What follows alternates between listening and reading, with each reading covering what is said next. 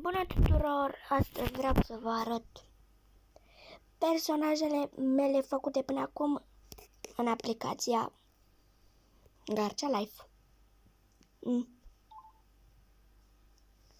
Stați puțin. El e Josh și cu Rosa sunt făcuți să fie împreună. Da, nu. Se mai întâmplă și nefăcute.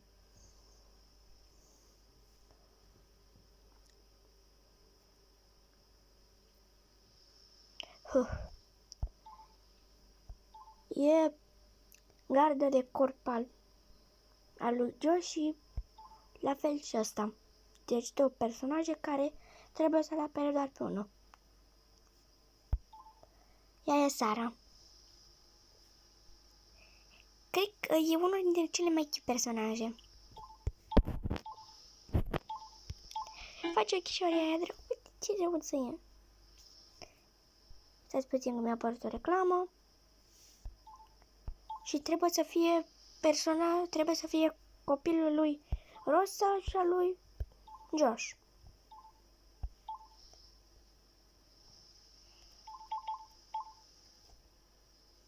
Uitați cât de drăguț e.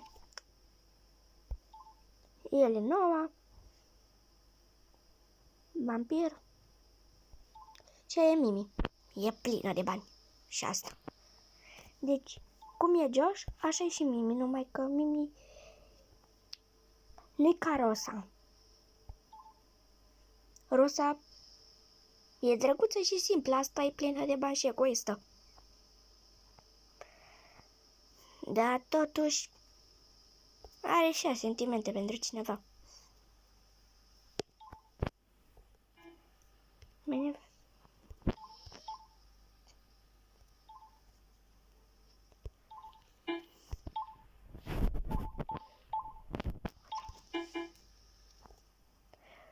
Deci, nu vă spun să fiți egoiști, dar, na. Ok. Next. Ea e Mary. Nu știu cum să explic pe Mary.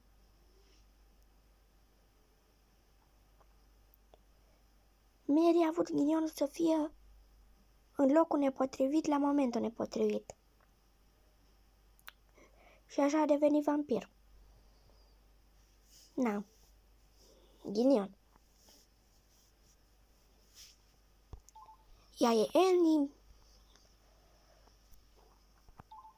Și aș fi vrut ca astea două să fie surori, dar nu le-am pregătit atribute, așa că nu. Iubitul lui Annie. Iubit. Puțin spus iubit, mai degrabă altceva. Dar totuși, na. Când spui că iubire, e iubire. Următorul e Mary Best Friends Forever, care n-a lăsat-o niciodată la greu. Lena. Da. O știu pe Lena. Deci asta vă spun că personajul ăsta e bazat doar pe ură și invidie. Deci, să vă explic. Lena e îndrăgostită de Noah, dar Noah e îndrăgostit de Amy. Nu de Annie, de Mary. Și așa că și Lena o urăște pe Mary. Așa că, nu. Se mai întâmplă și de asta. Pentru că, tehnic, ea crede că locul lui Mary îi aparține ei și nu e adevărat.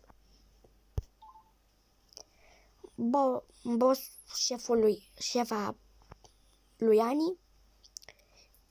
Deci contractul lor e simplu. Annie încearcă să devinească cât mai multe fete într-un loc retras și să schimbe șefa. Așa ea nu moare și na, poate mai câștigă și niște bani. În plus. Menajeră. Și asta e vampir. Maria care nu știu de ce am făcut-o. Alisa. Să vă spun secret asta. Deci, astea două sunt legate.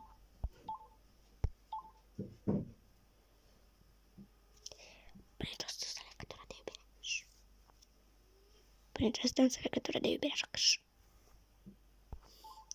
Emma, care e cântăreață și a făcut, cine a făcut? Orice adolescent mai face și prostii. Adela, care este un Sky Dragon.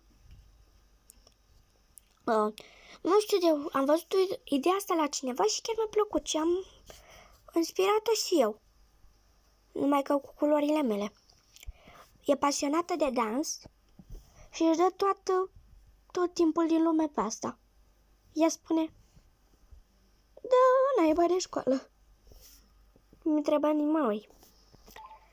E Chloe. Un personaj la fel de cute ca și Sara, numai că Sara are urechiușe și marcule la special al ei.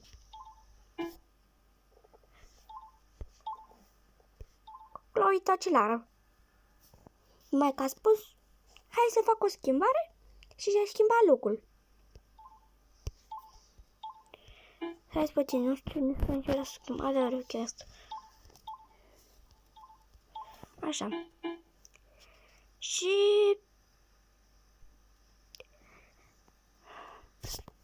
e simplu cu Rosa. Rosa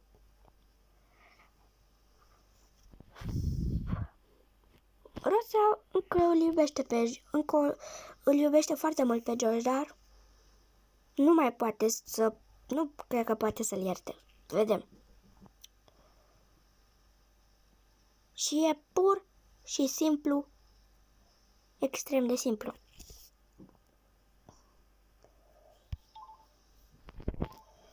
Dați puțin să nu mai fugă. Ea e om. Și am marcat-o și pe ea.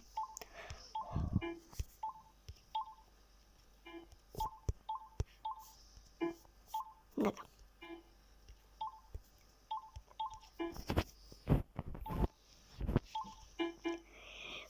Culoarea părului ei natural este roz extrem de deschis. Ochii la fel ca părul, roz deschis. Da, e simplu, porți pe rocă să nu te recunoască lumea. Și jobul ei nou, nu part-time, job pe normă întreagă, este ca electrician, repar orice. Ashley e cea mai bună prietenă a lui Rosa. Vreau să scriu Ashley pe FM, bla bla bla. Dar nu cred că mi încapea. Deci îmi place foarte mult personajul ăsta. E ce vrea. Sara, doamne.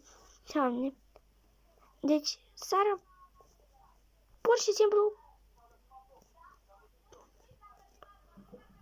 a avut noroc, dar și ghinion. Ghinion a fost că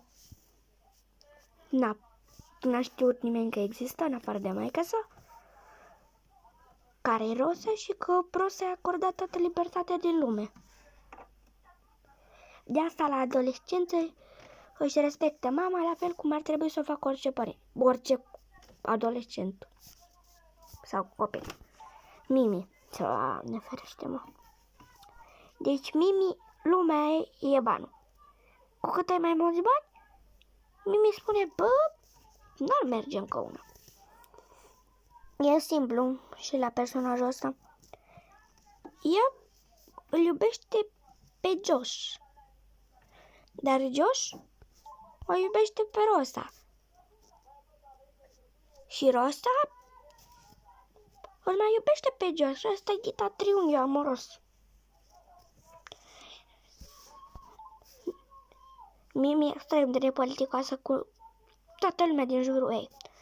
De asta Josh, Rosa, Ashley, Sarah, Noah, Mary, Annie, iubitul lui Annie, prietenul cel mai bun al lui, Mary, Lena, bossul lui Annie, până și menajera, Maria, Alisa, Emma, Adela, Chloe, tot ce evită pe ea, din cauza acestui comportament urât.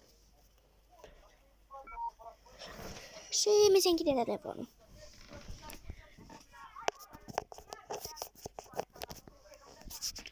Ok. Noua. Vă mai arăt un triunghi amoros.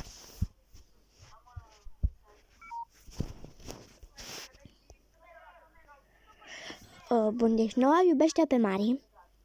Stați puțin. Deci care era?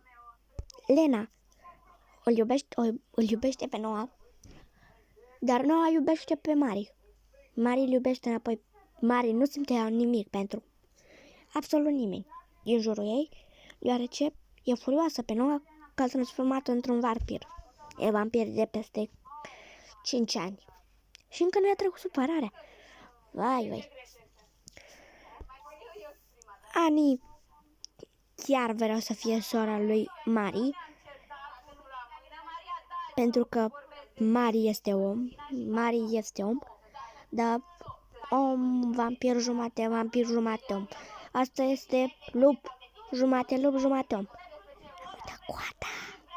Vai, de ea mine. Ne. Iubitul lui Annie nu-i mai filozofie, s-au cunoscut, s-au îndrăgostit și au devenit iubiți. Mari best friends forever. E simplu. El o ajută să treacă mai repede peste supărarea ei de deveni vampir. El este vampir de peste 50 de ani.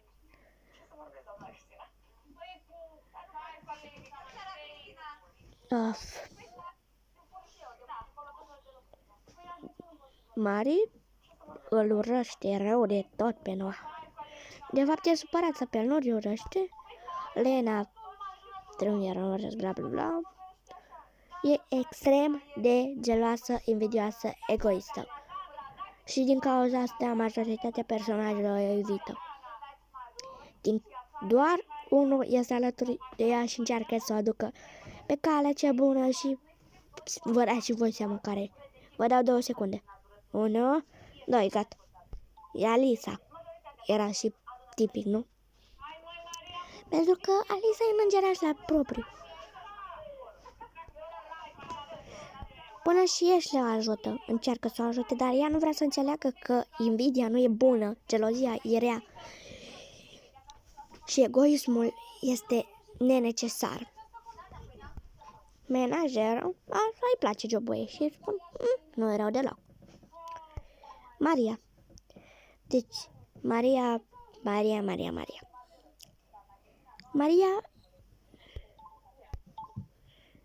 este mână în mână cu Chloe.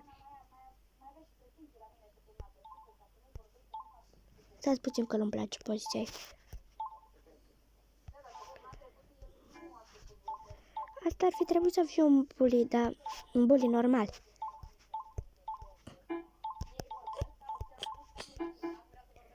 Deci, bine, bun, deci, Maria e un bully. În cel mai bun caz, e bully. Dacă nu vrea să fie mai rea, e bine. E Alisa. Și un personaj la fel de cute, ca și Sarah, Chloe. Și cam atât. Atât mi se pare mie foarte cute. este atât de drăguță. Și ea trebuie să meargă mână în mână cu Ashley ca să poată să țină echilibrul lumii în armonie perfectă. Emma, cântăreață, reprimată, trecută prin traume. Multe traume. Dar ea a învățat să treacă peste și acum, pur și simplu, am învățat că totul rămâne în trecut, nimic nu rămâne în... Totul se concentrează pe prezent și viitor. Dar înainte de asta, frate, zici că a fost al treilea război mondial în căpui. Adela. Deci, personajul ăsta este un Sky Dragon care iubește să danseze. Școala pentru ea nu e bună de nimic. De asta nu-și pierde interesul. De asta este una dintre cele mai bune dansatoare, că exersează în continuu. Vă mai dau un triunghi amoros, frate. Câte sunt pe aici? Hai. Asta o să vă dezguste puțin. V-am mai spus-o pe Ashley. Ashley o place pe Alisa. Alisa o place înapoi pe Ashley. Adela o place pe Ashley, dar Ashley o place pe Alisa, așa că asta începe să devină invidioasă și na, știi ce se întâmplă? Când ești invidios, nu ți iese nimic bine.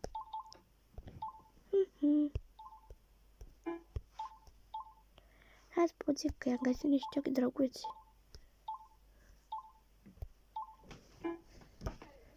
Așa.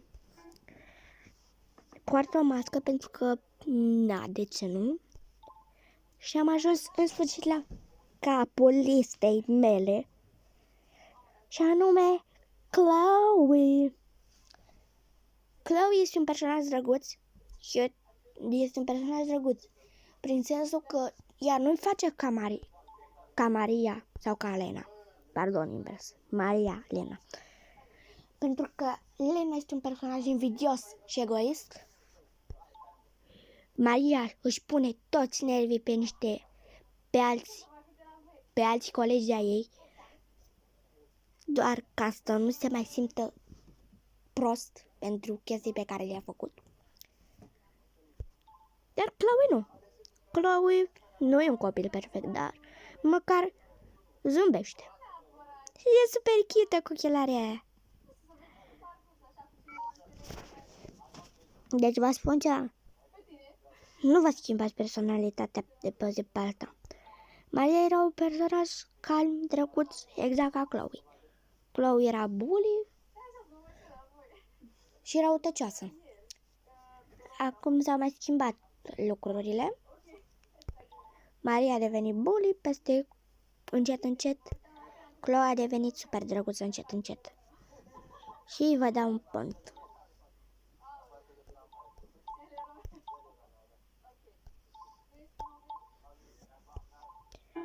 Trebuie să-i fac și ceva pe acolo. Bă, toți sunt luați? Ia vedem. Toți sunt luați? Fai. De ce mă enervează la chestia asta e că își șterge tot numele, deci nu rămâi deloc cu numele tău. Trebuie să le dau și nume în afară de astea. Deci, Chloe îl iubește pe ăsta și aici cine știe ce triunghi amoros. Dar celălalt, frate, a ales greșit persoana de care să îndrăgostească. S-a îndrăgostit ca prostul de Elena. Fix de Elena. Deci, na, ghinion. Săracu, o să-i fregă inima. Maxim 5 ani, maxim 2 luni. Și vreau să vă rog ceva. Nu uitați să dați un like, un share și un subscribe, deoarece asta mă ajută pe mine să urc și o să vă fiu recunoscătoare. Deci vreau să fiu ceva perfect, un triunghi amoros distrus. Pur și simplu vreau să distrug triunghiurile amoroase. Nu sunt bune. Jos, la fel alfa, numai că el nu vrea să știe nimeni că e alfa.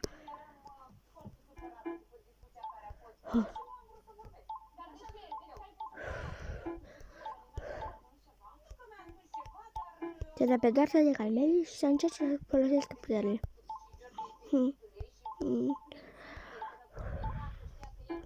Ok. Și poate să teleporteze pe rost unde are el chef, dar trebuie să știe și ce persoană să teleporteze.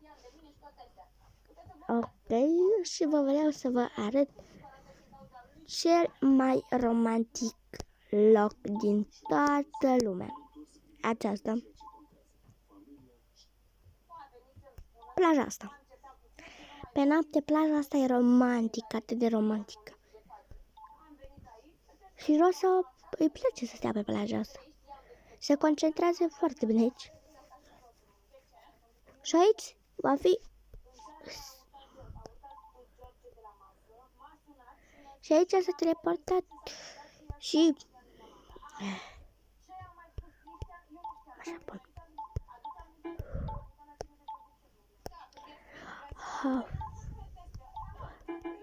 Bun.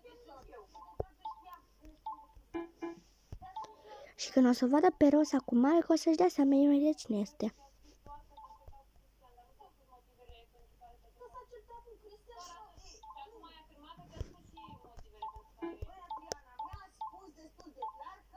Josh?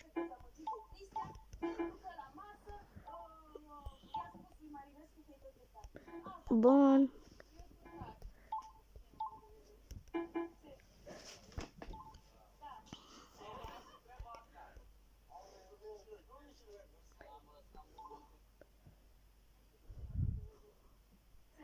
Și acum vă fac cel mai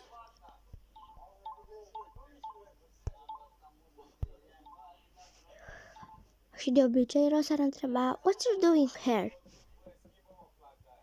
Adică ce faci tu aici? What you're doing here?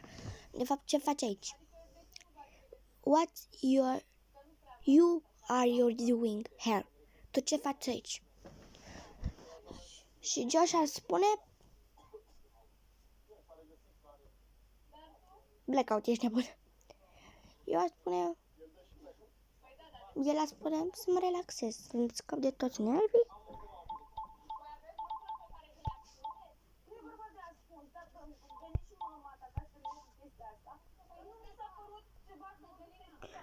Și când se apropie așa încet, Rosa întreabă ce?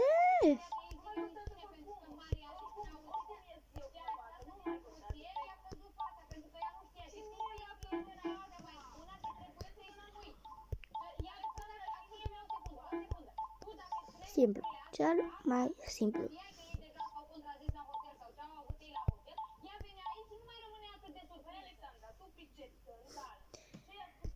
Sara învață să-și folosească puterile și învață să se teleporteze. S-a teleportat fix pe plajă când era sărut.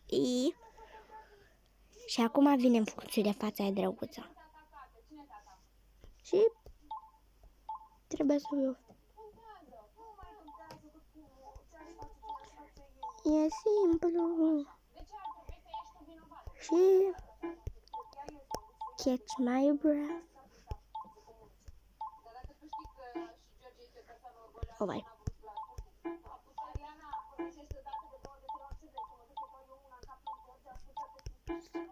Și întreabă Sara, de ce nu dormi? Tati, mami, stau. Păi m-am plictisit să stau să încerc să dorm. Nu puteam. Și am venit pe plajă. Deci, toți suntem pe plajă acum? Da. Da. Da. Da.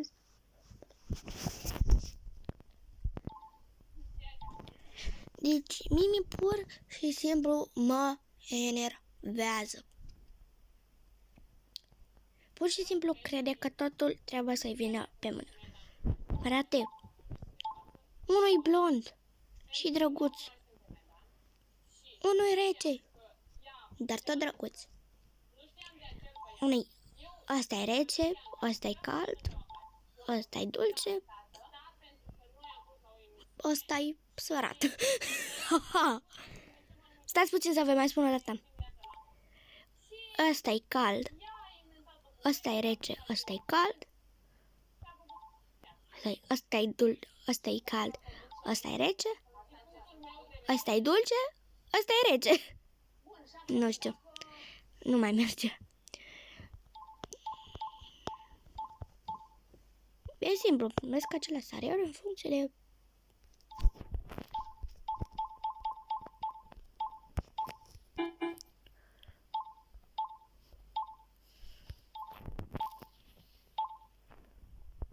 Și cam atât a fost și videoclipul meu. Mimi și-a dat deja seama că n-are nicio șansă. Ești măcar una minusculă, așa că... Soro, ești plină de bani. Găseți-ți altul. Așa că eu vă spun, la revedere, pa, pa!